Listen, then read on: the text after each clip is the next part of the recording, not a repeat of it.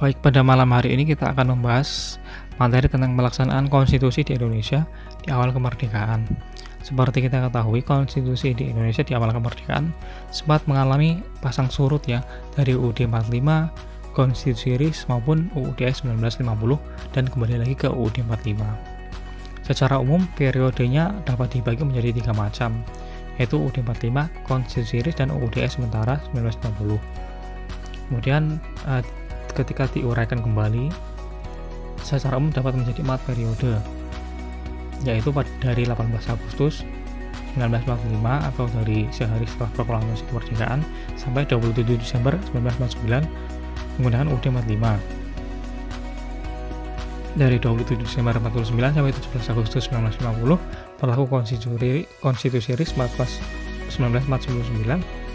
Dari 17 Agustus 1950 sampai 5 Juli 1959 berlaku UUD 1950.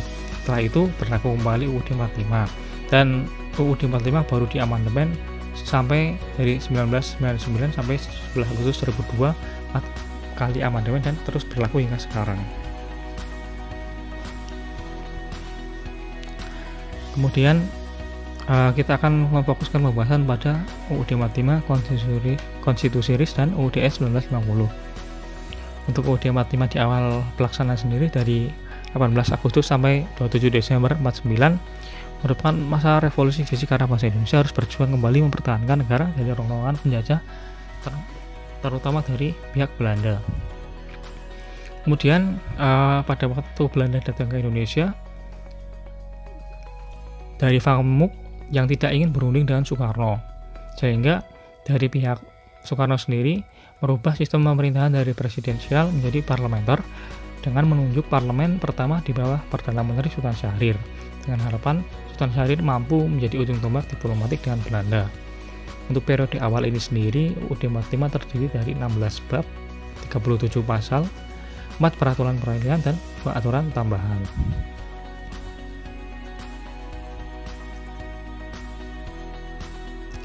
Setelah periode berlakunya UUD 45 di awal ini sempat melalui berbagai perundingan yang sudah kita bahas di video sebelumnya, salah satunya perundingan Renville dan konferensi meja bundar, dan pada waktu itu sehingga diputuskan untuk membentuk konstitusi RIS 1949 yang berlaku kurang lebih selama sekitar 1 tahun.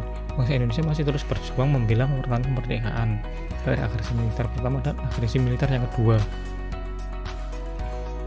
Kemudian naskah Konstitusi Republik Indonesia Serikat disusun bersama antara delegasi Republik Indonesia dan delegasi dari PFO, yang kemudian disepakati Undang-Undang Dasar RIS yang mulai berlaku dari 27 Desember 49.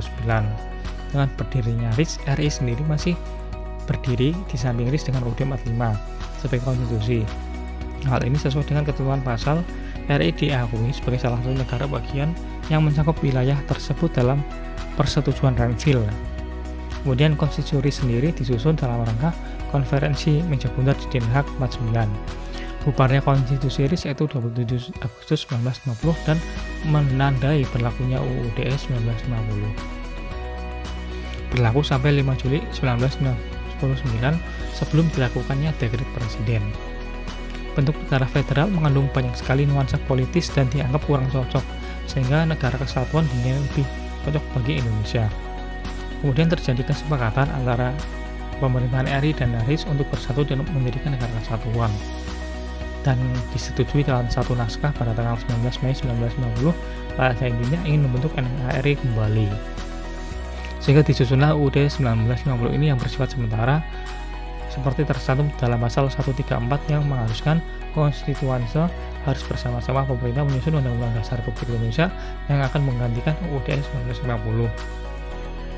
Pada bulan Desember 1955 dilakukan pemilihan umum pertama kali diadakan berdasarkan ketentuan nomor 7 tahun 1953. Kemudian pelaksanaan UUD sendiri, sistem pemerintahannya yang harusnya demokrasi Pancasila seperti yang tercantum dalam pembukaan UUD 1950, namun pelaksanaannya demokrasinya dipraktikkan secara demokrasi liberal karena merupakan sistem multipartai, sehingga apalagi setelah hasil pemilu tidak ada partai yang menang dan mendapat kursi mayoritas di parlemen. sehingga waktu itu pemerintahan tidak begitu stabil di bidang politik. Disirikan adanya kabinet yang sering jatuh bangun.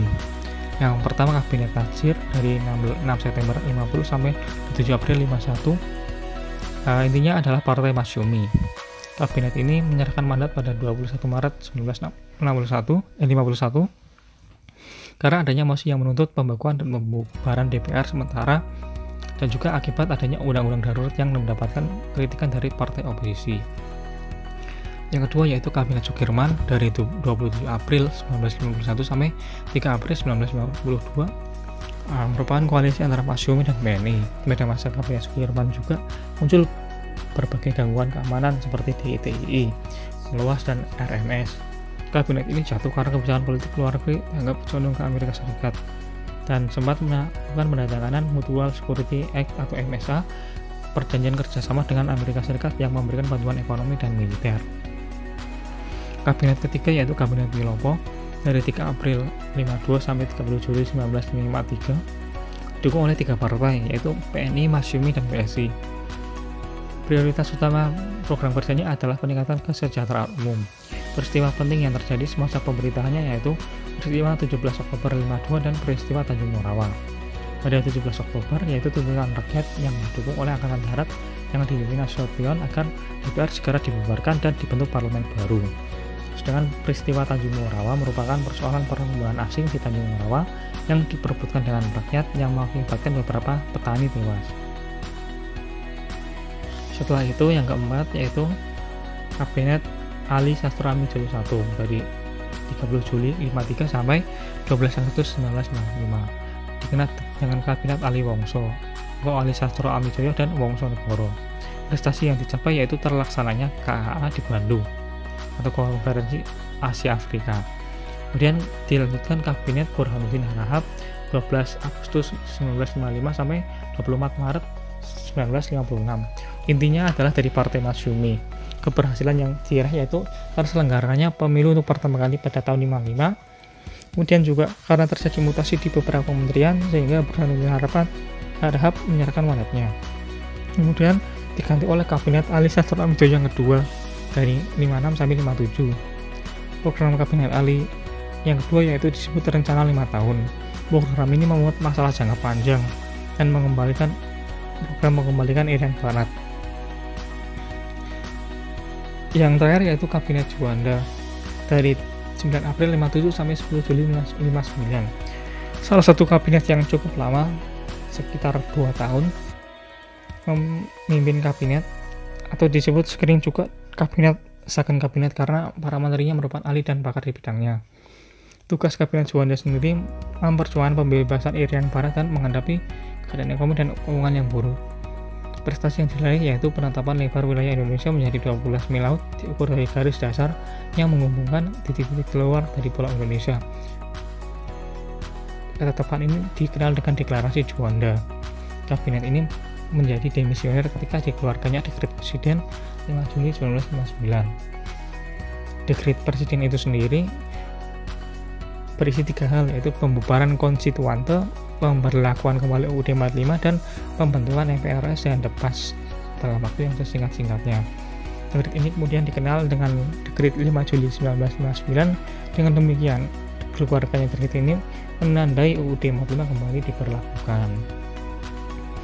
Oke, mungkin seperti itu untuk menjalankan konstitusi yang pernah digunakan Indonesia di awal kemerdekaan. Setelah UUD sendiri, UUD 45 sudah mulai diterapkan kembali dan pada Orde Lama mencoba dilaksanakan secara nyata ya dalam kehidupan.